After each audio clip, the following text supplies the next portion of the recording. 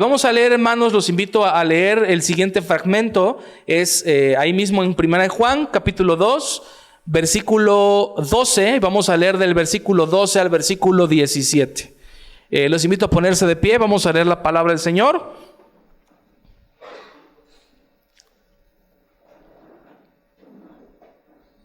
Dice la palabra del Señor: os escribo a vosotros, hijitos, porque vuestros pecados os han sido perdonados por su nombre.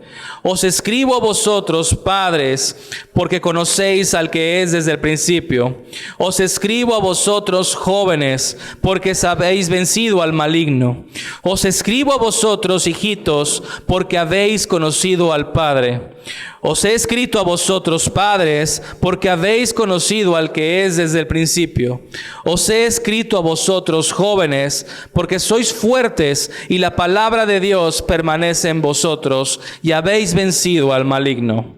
No améis al mundo ni las cosas que están en el mundo. Si alguno ama al mundo, el amor del Padre no está en él. Porque todo lo que hay en el mundo, los deseos de la carne, los deseos de los ojos y la vanagloria de la vida, no proviene del Padre, sino del mundo. Y el mundo pasa y sus deseos, pero el que hace la voluntad de Dios permanece para siempre. Tomen asiento, hermanos. Es muy fácil para nosotros formar ideas de lo que sabemos o de lo que hemos sido enseñados a través de nuestra vida. Es decir, nosotros podemos concebir una idea de la cual fuimos enseñados a través de nuestra vida y cuando alguien te dice un concepto, pues tú piensas que ese concepto es como a ti te lo enseñaron desde que fuiste niño, o como lo aprendiste en la escuela, o como a lo mejor lo has escuchado o estás acostumbrado a usar ese término. Ahorita quizá no soy tan explícito, pero lo vamos a ir adentrando cada vez más. Y a través de los años, desarraigar esa idea, ese concepto de nuestra mente es muy difícil. Y podríamos pensar que humanamente es imposible. Por eso cuando una persona que es adulta, una persona que ya es grande, tú le hablas del Evangelio, tú le presentas el Evangelio de nuestro Señor Jesucristo, es muy difícil que esa persona en su mente lo pueda comprender. La única forma de que esta persona se transforme o transforme su mente es que el Señor lo haga. Es que el Señor cambie su mente. Él por sí mismo es muy difícil que lo pueda hacer. Es más, no lo puede hacer. Por todo el bagaje que ya tiene, por todo lo que ha vivido, por todo lo que ha experimentado, es imposible que lo haga. Pero el Señor, solamente el Señor lo puede hacer. La Biblia, hermanos, la que tienen ustedes en sus manos, fue escrita a través de diferentes años, a través de 1400 años. La Biblia fue escrita desde el Génesis hasta el Apocalipsis, y la Biblia fue escrita en idioma hebreo y después fue traducida al griego, ¿no es cierto? Y después del griego pues fue traducida en diferentes idiomas, y hoy en día la tenemos en nuestro idioma, que es el español. Ahora, lo que se escribió esto estamos hablando que Juan lo escribió en el primer siglo, es decir, vamos a ponerlo en el año 100. Estamos en el año 2024. ¿Cuántos años han pasado? Literalmente miles de años. Entonces es como cuando tú agarras y te encuentras una carta que escribiste cuando eras niño o adolescente, y la abres y la lees y dices: caray, pues ¿en qué estaba yo pensando cuando escribía yo esta carta? ¿No? ¿O qué estaba yo viviendo para haber escrito esta carta? ¿No? No así con esta carta, porque esta carta fue escrita por alguien que fue inspirado por el Espíritu Santo. Sin embargo, aunque esta carta fue inspirada por el Espíritu Santo, no deja de tener connotaciones de aquel tiempo, de aquel siglo y de aquellas personas a las cuales fue escrita la carta. Dicho esto, hermanos, y presten mucha atención a esto, Hoy en día, así como en el primer siglo, hoy en día hay mucha gente que desacredita completamente la veracidad de la palabra de Dios. Y nos tachan de ignorantes. Y nos tachan de que no tenemos algo más en qué creer porque nuestra fe es ciega. Pero ¿saben por qué, hermanos? Porque nos falta ser diligentes en la palabra de Dios. Porque nos falta estudiar la palabra de Dios. Porque cuando estudiamos la palabra de Dios, podemos tener una fe racional, una fe inteligente, una fe que podamos defender, no solamente porque Dios así lo dice, una fe con argumentos eternos. ¿Saben por qué les digo todo esto, hermanos? Porque cuando tú lees el versículo 15, léelo en tu Biblia, dice, no améis al mundo, hasta ahí. Dice Juan, no améis al mundo. Y si tú te encuentras con alguien que más o menos conoce la Biblia, te va a decir, oye, la Biblia tiene contradicciones. Y tú vas a decir, oye, ¿por qué? Pues porque el mismo Juan, en capítulo 3, versículo 16, que es algo muy conocido, ¿qué dice Juan 3:16? Porque de tal manera amó Dios, ¿qué? Y tú dices, bueno, a ver, entonces Juan te dice que Dios amó al mundo y aquí te dice Juan que no ames tú al mundo. ¿Hay una contradicción?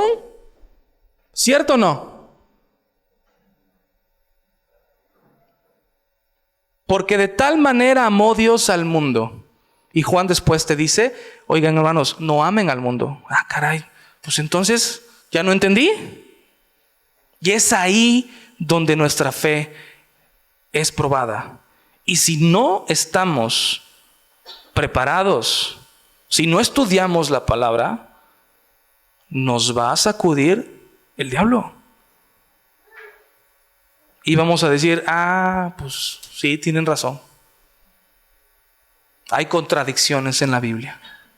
No hay contradicciones, hermanos. La Biblia es un solo mensaje. De Génesis hasta Apocalipsis es un solo mensaje. Hay unión en la palabra de Dios. No hay contradicción. Dice la palabra de Dios, sea Dios veraz y el hombre mentiroso.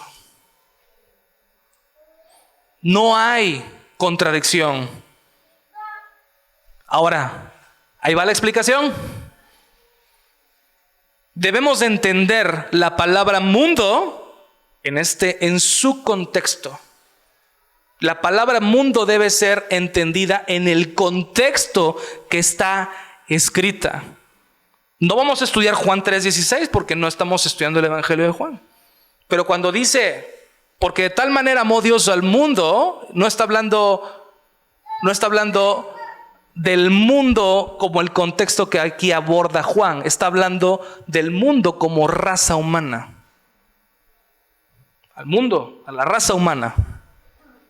Pero aquí en el contexto que Juan está diciendo, vamos a ver en qué contexto tiene la palabra mundo. Ahora, hay tres formas en las cuales podemos entender la palabra mundo, hermanos.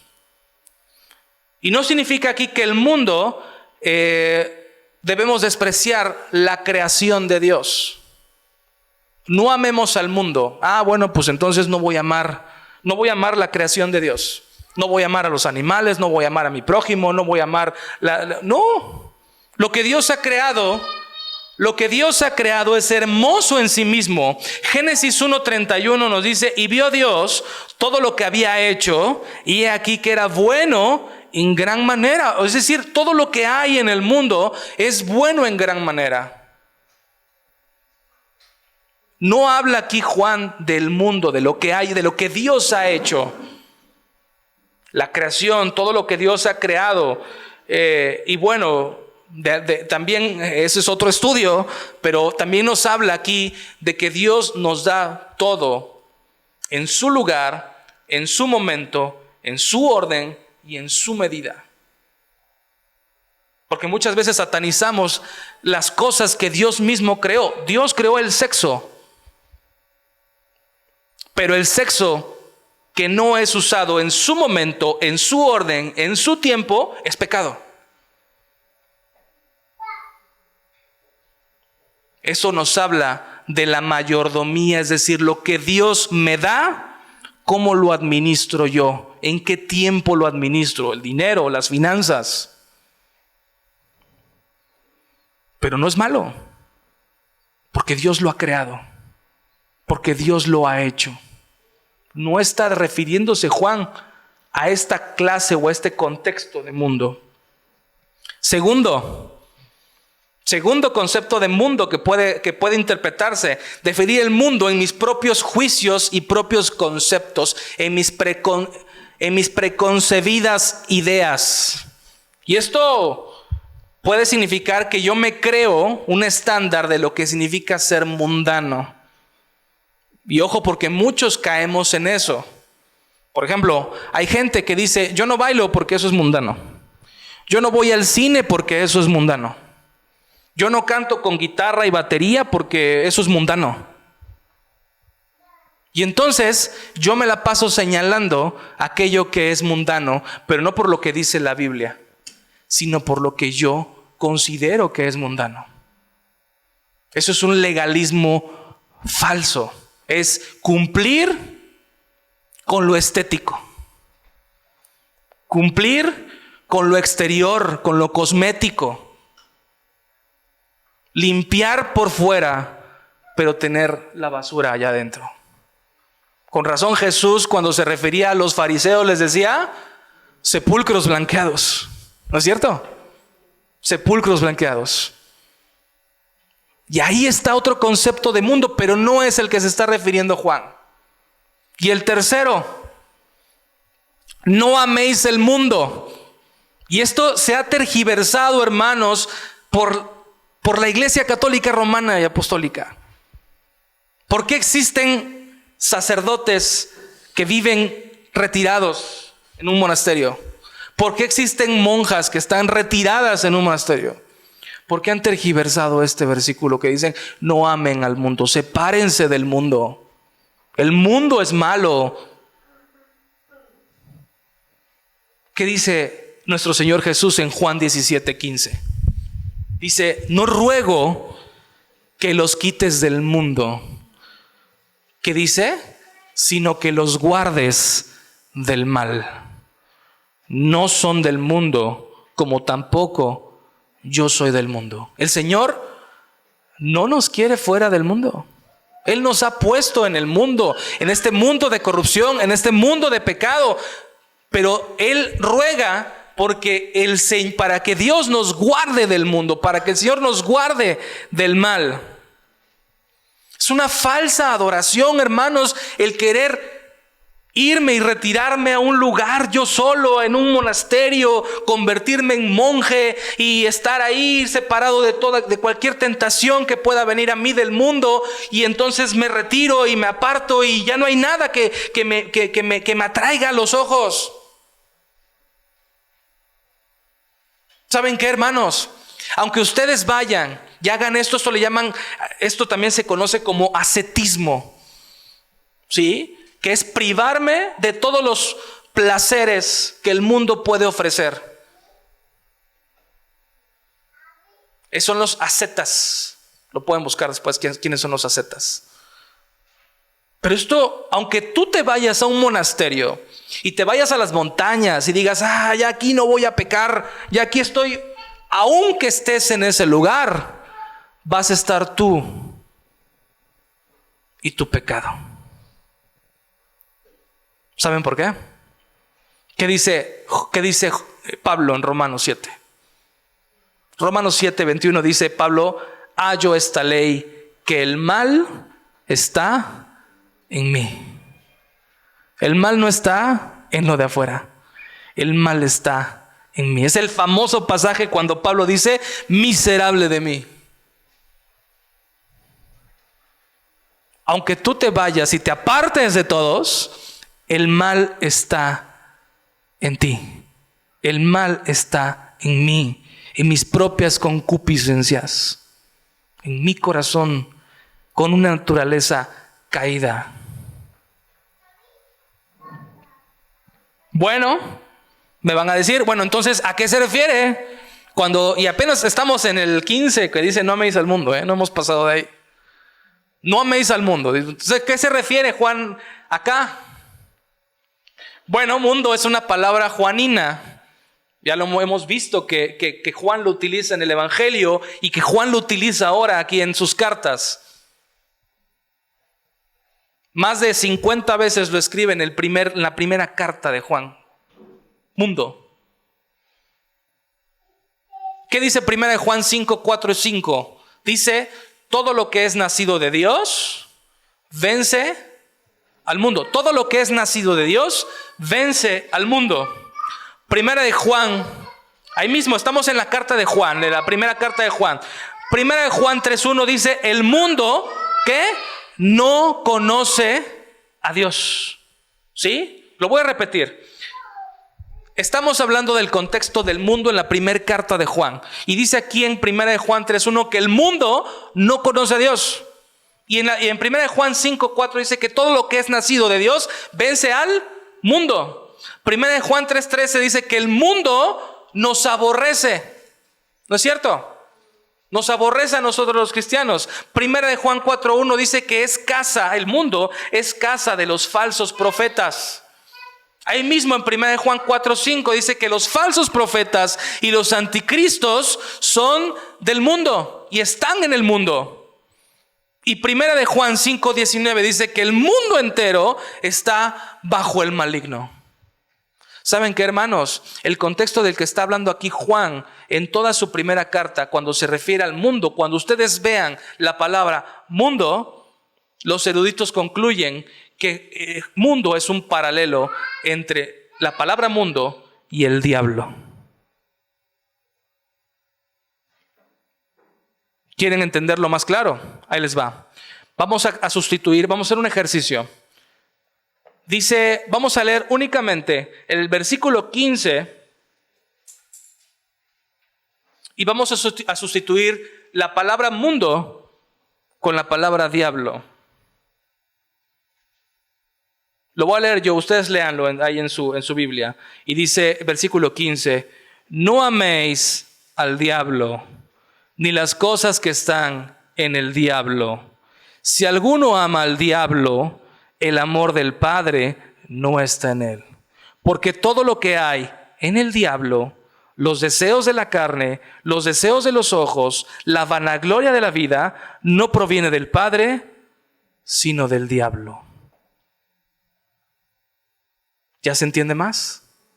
Ese es el contexto de Juan, de mundo. No amemos el mundo. No amemos el diablo. Es fuerte. Versículo 16 dice, porque todo lo que hay en el mundo, los deseos de la carne, dice, bueno, y entonces podemos aquí entender que ¿qué proviene del diablo? ¿Qué proviene del diablo? Dice, los deseos de la carne. Y qué bueno que ya estudiamos, hermano, Santiago.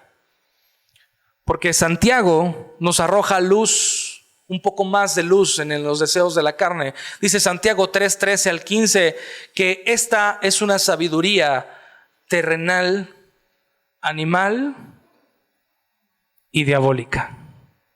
¿Se dan cuenta? Ahí es donde les digo que la Biblia es un solo mensaje. Santiago y Juan están de acuerdo en que esta sabiduría es terrenal, de acá abajo. No es sabiduría, es cuando Santiago hace la diferencia, ¿se acuerdan? De la sabiduría de arriba, de lo alto, y la sabiduría terrenal. Pero esta sabiduría que hay entre los hombres es una sabiduría, dice Santiago, terrenal, animal y diabólica. Y Gálatas, si quieren verlo en su Biblia, Pablo en Gálatas capítulo 5, versículo 16 al 21, nos dice cuáles son propiamente estos deseos de la carne. Y yo les traje la versión de la traducción al lenguaje actual, que es la Telea. Y se los voy a leer en esa versión. Los deseos de la carne.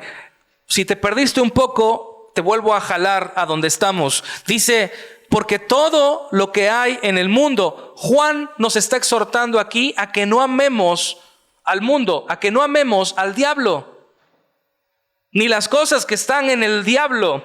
Si alguno ama al diablo, el amor del Padre no está en él. Le está diciendo, no lo ames, no lo veas. ¿Por qué dices tú? ¿Por qué si me gusta? ¿Por qué si me agrada? Dice, porque todo lo que hay en el diablo, ¿qué hay, Juan?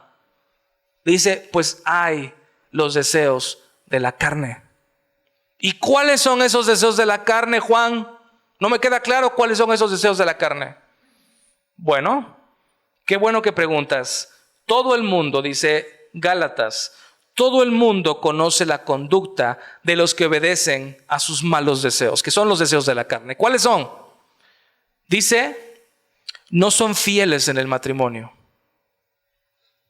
Tienen relaciones sexuales prohibidas, muchos vicios y malos pensamientos. Adoran a dioses falsos, practican la brujería y odian a los demás. Se pelean unos con otros, son celosos y se enojan por todo. Son egoístas, discuten y causan divisiones. Son envidiosos, se emborrachan y en sus fiestas hacen locuras y muchas cosas malas.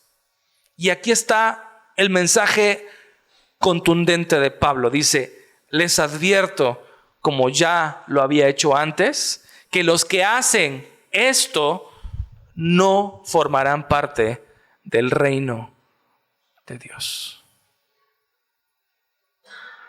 Hermanos, ¿podemos suavizar la palabra de Dios?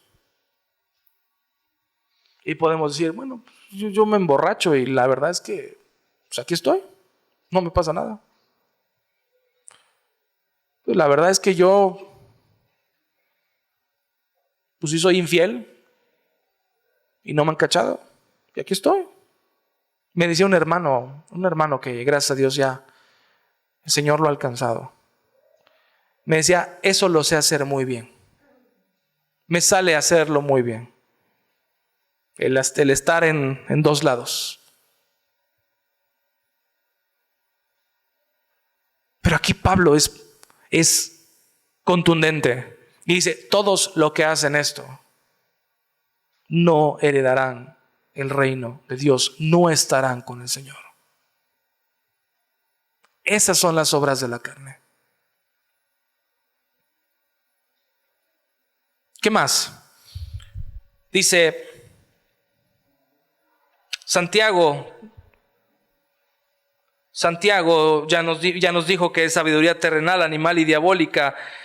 Entonces, aquí nos dice que todo lo que hay en el mundo, todo lo que nace del diablo, son los deseos de la carne. Es decir, todo lo que nosotros sentimos cuando nos peleamos unos con otros, cuando damos a dioses falsos, cuando somos infieles en el matrimonio, cuando estamos en fornicación, todo eso proviene no de nuestro Padre Dios, sino proviene del Padre, el Padre del diablo. Son cosas que están en su naturaleza. ¿Y qué más hay? Dice, los deseos de los ojos. ¿Qué más hay en el mundo? ¿Qué más hay? ¿Qué más proviene del diablo? Los deseos de los ojos. ¿Y qué son los deseos de los ojos? Bueno, Juan describe los deseos de los ojos como lujuria. ¿Qué es lujuria? Bueno, cuando un hombre o una mujer son tentados por esta clase de pecado, los ojos nos sirven como instrumento que le hacen caer en pecado. Hay diferentes instrumentos, hermanos, Aquí hay 2 guitarras, estoy usando el micrófono, estoy usando este pedestal, este púlpito. Estamos usando las televisiones. Y estos objetos están contribuyendo a la gloria de Dios, porque están siendo usados para su gloria, pero son objetos inanimados. Son objetos que no tienen alma, son objetos que no tienen espíritu, pero están siendo usados para la gloria de Dios. Pero ¿sabes qué sí tiene alma y qué tiene espíritu? Tú. Lo que haces con tus manos, lo que ves con tus ojos, lo que tocas, lo que pruebas, lo que gustas. Con razón, nuestro Señor Jesús, en Mateo 5:27, ¿qué dice Mateo 5:27? Con razón, nuestro Señor Jesús, Mateo 5:27 dice: oísteis que fue dicho, no cometerás adulterio. Pero yo os digo, es el Señor Jesús hablando, pero yo os digo que cualquiera que mira a una mujer para codiciarla, ya adulteró con ella en su corazón. Por tanto, si tu ojo derecho te es ocasión de caer, sácalo y échalo de ti, pues mejor te es que se pierda uno de tus miembros y no que todo tu cuerpo sea echado al infierno. Y si tu mano derecha te es ocasión de caer, córtala y échala de ti, pues mejor te es que se pierda uno de tus miembros y no que todo tu cuerpo sea echado en el infierno. Tampoco vamos a ser literalistas. Ese es un error que también se cometió en el primer siglo. Hubo personajes que literalmente hacían esto, se quitaban los ojos, se cortaban las manos, se cortaban las piernas. Eso es literalismo. Pero ¿qué es lo que aquí el Señor Jesús quiere transmitirnos? Si hay algo que tú hayas detectado que te está llevando a pecar y no haces nada y consientes para que puedas seguir pecando con eso que Dios te está dando en tu mente, que te está dando el discernimiento, que estás usando para pecar, eso proviene del Padre, del diablo. Eso proviene del diablo. Si tu celular te está llevando a pecar todas las noches por estar viendo cosas que no tienes que ver, pues no tienes que tirar tu celular. Simplemente tienes que apartarlo. Quizá dejarlo fuera de la habitación.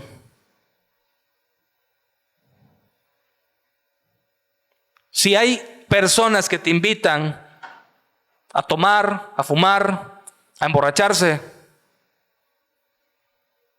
y eso te hace pecar, tienes que cortar esas amistades. Tienes que cortar esas relaciones, porque no te están llevando a glorificar a tu Señor. Porque todo eso proviene del diablo. Aquí está en Juan. Eso proviene del diablo. Y Juan nos está diciendo que no amemos eso. No amemos lo que hay en el diablo. ¿Qué más? Regresamos a 1 de Juan. Dice, los deseos de los ojos. ¿Y qué más? Y la vanagloria de la vida. ¿Qué es la vanagloria? Esto lo podemos entender, hermanos. La vanagloria la podemos entender como el alarde. El alarde que hace a alguien que se jacta de lo que tiene, por sus logros, por todo lo que él ha conseguido en la vida, pero sin considerar la providencia de Dios, la mano de Dios que le ha dado todo eso. Es decir, aquellas personas que tú conoces, o a lo mejor tú has llegado a ser en algún momento, o lo eres ahorita, y dices, bueno, yo tengo todo esto porque gracias a mi trabajo, a mi esfuerzo, me lo he ganado. Y haces mofa o hablas de lo que tienes, de lo que haces, pero en ninguno de esos asuntos consideras la providencia de Dios. Todo aquel que cae en este pecado, que es del diablo, eso es muy importante, hermanos, que tengamos presente que todo esto es del diablo. Porque luego podemos decir, es que él es así, él es orgulloso, es que él es así. No, hermanos, si tú eres así, eres del diablo. No eres hijo de Dios. No puedes estar en la cantina y decir que eres hijo de Dios. No puedes estar teniendo relaciones con una y con otra persona y decir que eres hijo de Dios. No puedes decir, yo soy muy aquí arriba y decir, yo soy hijo de Dios. No. Eres del diablo. Esta gente que está ahí tiene un apetito pecaminoso por el progreso y el estatus social. Quieren que lo reconozcan. Viven de ser adulados, de ser reconocidos. Se alimentan de la adulación. Les gusta que hablen bien de esa persona. Les gusta que todo gire en torno a su persona. Que todo mundo le rinda culto. Eso es del diablo, dice Juan. Todo eso proviene del diablo. Tales cosas, hermanos, ya lo dije y lo pongo en negrita, no provienen del Padre, de nuestro Señor, sino del mundo, del diablo. Pero gracias a Dios que tenemos su palabra que nos dice claramente el destino de todos ellos. ¿Qué dice acá el versículo 17? Dice, y el mundo pasa y sus deseos, pero el que hace la voluntad de Dios permanece para siempre. Ellos, hermanos, van a pasar. Todo aquello que hay en el mundo, en este contexto de mundo, la adulación, los deseos de los ojos, los deseos de la carne, todo eso ya tiene una fecha de caducidad, hermanos. Ya tiene un destino marcado, que es el infierno. Alguien me decía apenas, oye, ¿y el infierno existe? Claro que existe. ¿Y cómo sabes? ¿Ya estuviste ahí? Pues gracias a Dios espero estar nunca, ¿no? Pero Jesús habló del infierno. Y si Jesús habló del infierno, es porque existe. Cuando la voluntad del hombre está en armonía, dice Hendrickson, cuando la voluntad del hombre está en armonía con la voluntad de Dios, el cristiano tiene una comunión con el Padre y el Hijo que dura para siempre. Estas personas, juntamente con el diablo, van a pasar. Van a morir, van a perecer. Y aquí está, y el mundo pasa y sus deseos. Todo aquel que hace estas cosas, que cae en los deseos de los ojos, en los deseos de la carne, en la vanagloria de la vida, va a pasar, va a acabar.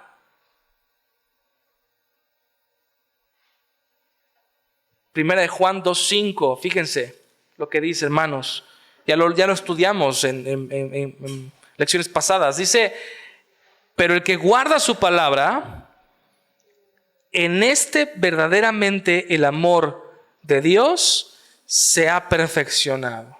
Y dice, por esto sabemos que estamos en Él. Es la segunda vez que Juan dice estas palabras, por esto sabemos que estamos en Él. Fíjense lo que dice él mismo, 2:3, capítulo 2, versículo 3, dice, y en esto sabemos que nosotros le conocemos si guardamos sus mandamientos. Yo no sé tú,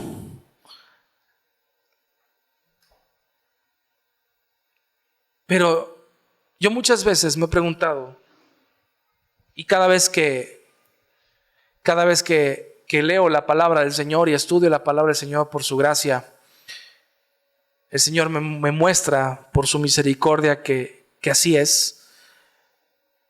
Pero yo mucho tiempo he vivido y a veces pienso, si soy salvo, si verdaderamente soy salvo.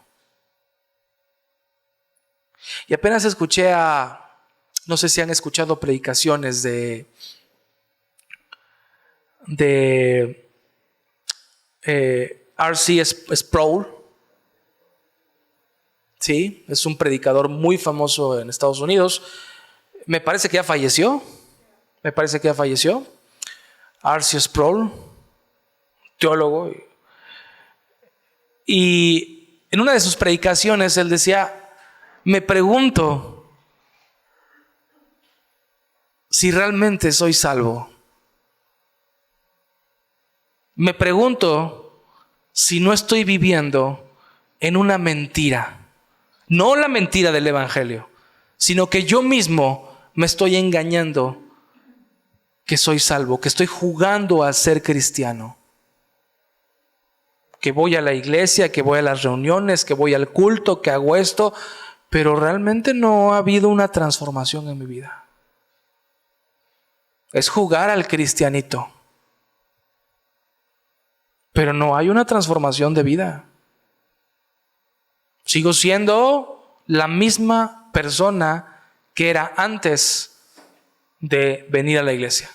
Solamente que ahora hago lo mismo, pero voy a la iglesia. Me sigo peleando con el de enfrente, sigo pensando groserías,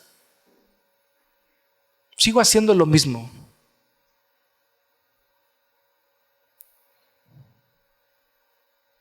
Pero aquí encontramos luz, hermanos. Por eso Juan dice, Dios es luz. Dios es luz. Y fíjense cómo dice, otra vez versículo 3, y en esto sabemos que nosotros le conocemos. ¿Cómo sabes tú que conoces a Cristo? Bueno, tú puedes decir, es que así me han enseñado. Otra vez volvemos a no estar preparados, ¿no?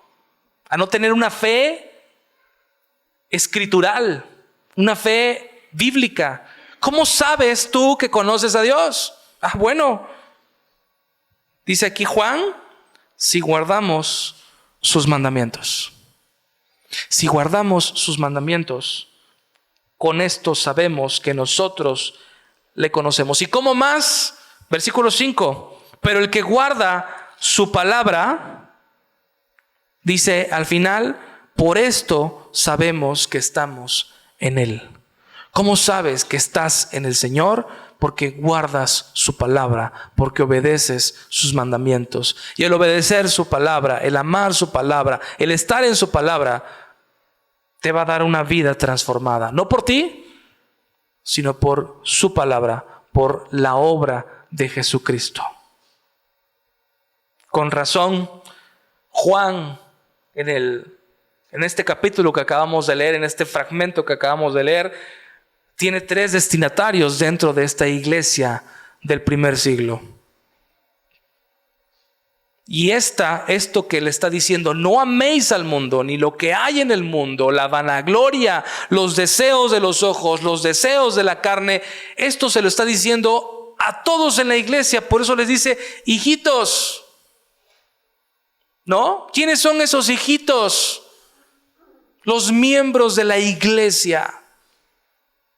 Los miembros de la iglesia, les dice ahí, os escribo, versículo 12, os escribo vosotros hijitos, dice, porque vuestros pecados os han sido perdonados por su nombre. No les está escribiendo a personas que no son cristianas, se lo está diciendo a personas que ya saben que sus pecados han sido colgados en la cruz de Cristo, y solamente a través de la obra de Jesucristo nuestros pecados son perdonados. Porque es un castigo que tú y yo merecíamos. Porque tú y yo merecíamos estar en ese madero colgados por todos nuestros delitos y transgresiones, por la cantidad de veces que hemos ofendido a nuestro Señor y lo seguimos ofendiendo hasta el día de hoy.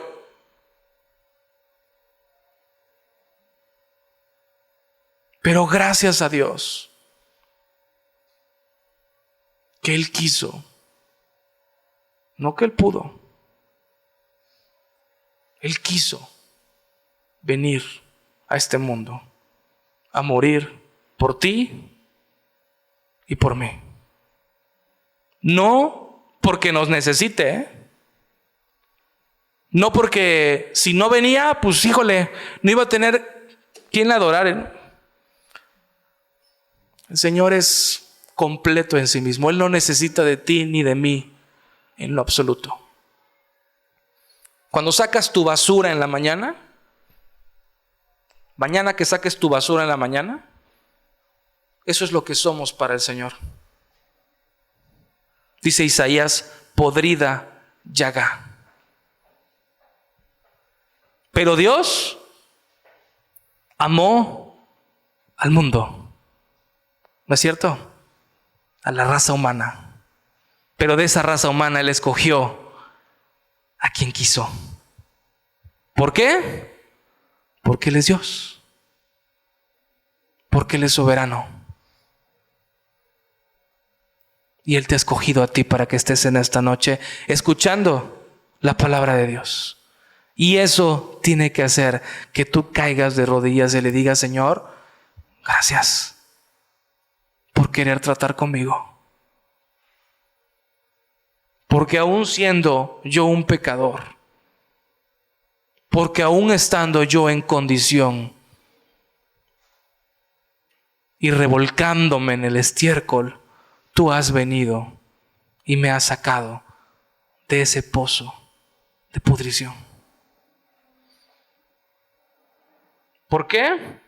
Dice aquí: porque habéis conocido al Padre, a los hijos. Pero también se los escribe a los padres. Dice ahí: os escribo a vosotros, versículo 13, padres, porque conocéis al que es desde el principio. Ya lo había dicho en el versículo 13, lo vuelve a repetir en el versículo 14, ¿no? Versículo 14 dice: os he escrito a vosotros, padres, porque habéis conocido al que es desde el principio. Y dices: bueno, ¿por qué lo está repitiendo? ¿Por qué lo dice una y otra vez? Bueno, cuando tú te encuentres en la Biblia que lo dice una y otra vez, es como si le pusieras un marcatextos, como si le pusieras un subrayado, como le pusieras tú un negritas, porque es de suma importancia, porque es serio lo que está diciendo aquí el autor, lo que está diciendo Juan. Es importante que lo sepan los hijos, la congregación, y es importante que lo sepan los padres. ¿Por qué? Porque los padres van a transmitir este evangelio a sus hijos.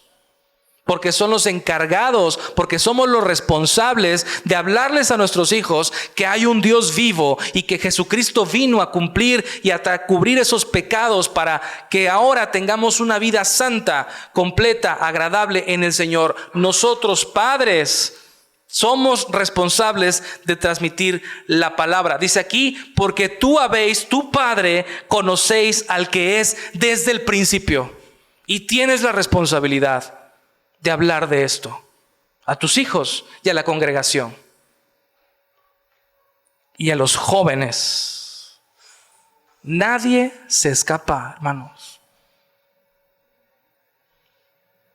Los niños, los padres, la congregación, y ahora habla de los jóvenes. Y Juan apela a la fuerza que tienen los jóvenes. Recordemos que Juan ya es una persona anciana. Ya tiene más de 90 años y está escribiendo esta carta, y por eso escribe: hijitos. Es un ancianito que está escribiendo esta carta y les dice a los jóvenes: os he escrito, versículo 14, al final casi dice: os he escrito a vosotros jóvenes porque sois fuertes. Él ya no es fuerte. Juan ya no tiene fuerzas. Juan ya no tiene habilidad. Juan ya no tiene quizá la vista. Juan ya no tiene muchas cosas que los jóvenes tienen. Y apela a esa fortaleza, a esa agilidad, a esa energía para dispersar el evangelio a toda persona. Pero más allá de eso, dice: y la palabra de Dios, porque sois fuertes, dice a los jóvenes, y la palabra de Dios permanece en vosotros y habéis vencido al maligno. Y habéis vencido al maligno. Ahí Juan tiene que ver con lo que Pablo dice en Efesios 6. Efesios 6 dice, versículo 10: por lo demás, hermanos míos, fortaleceos en el Señor y en el poder de su fuerza. La única forma, hermanos, de poder vencer al maligno, de poder vencer al diablo, es estar fortalecidos en el Señor. ¿Y cómo estamos fortalecidos en el Señor? Bueno, dice: vestíos de toda la armadura de Dios para que podáis estar firmes contra las acechanzas del diablo. Hermanos, el diablo Es alguien que está de continuo. Lo aprendíamos el domingo. Es alguien que está de continuo acusándonos con Dios. Es nuestro acusador.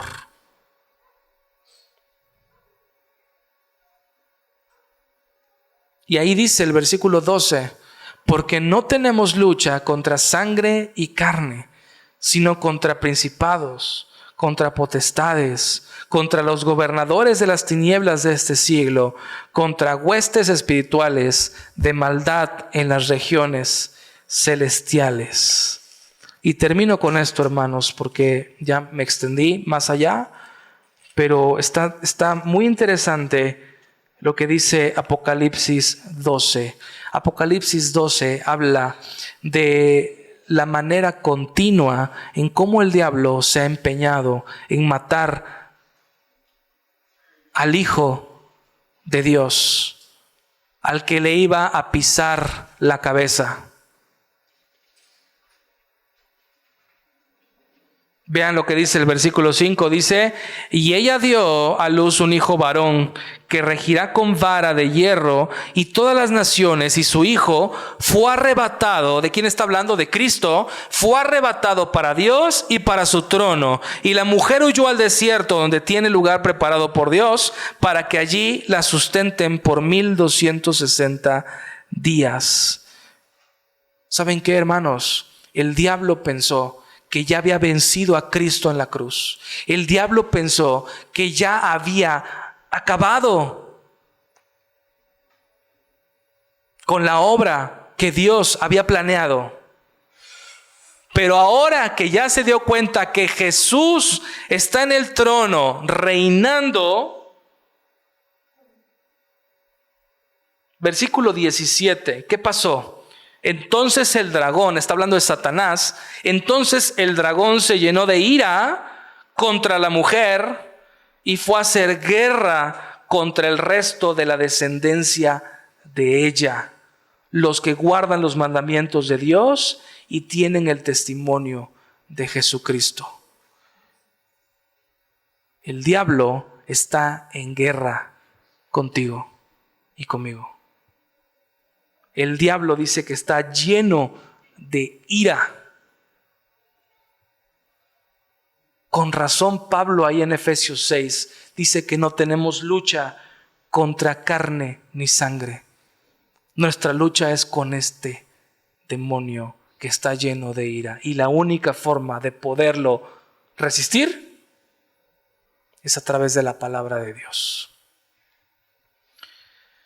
Por tanto, hermanos, no amemos al mundo, ni lo que hay en el mundo, porque todo esto proviene del diablo. ¿Y por qué no los vamos a amar? Porque sabemos que nuestros pecados han sido perdonados en la sangre de nuestro Señor Jesús. Porque conocemos a Dios el Padre y a su Hijo Jesucristo. ¿Cómo lo conocemos? Porque hemos guardado su palabra, porque amamos su palabra, porque nos deleitamos en su palabra. Y porque hemos vencido a Satanás por medio de la palabra de Dios. Cuánta riqueza, amados hermanos, tenemos en nuestro Señor Jesucristo. Permanezcamos en Él. Leíamos ahí en el Salmo 73, ¿no? Que es el Salmo de Asaf. ¿A quién tengo yo en los cielos? Dice Asaf, ¿no? ¿A quién tengo yo en los cielos? Y fuera de ti no hay nada que desee. No amemos al mundo. Amemos la voluntad de nuestro Dios, que es buena, que agrada y además es perfecta. Únicamente nuestro Señor. Dios les bendiga, hermanos.